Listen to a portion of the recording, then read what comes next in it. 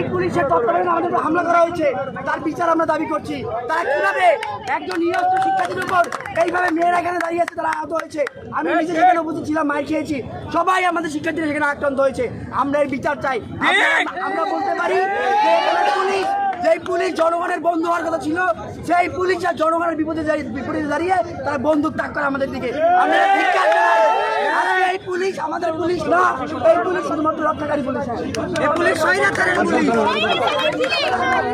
ক্যাম্পাসে নিরাপদে ফিরতে চাই।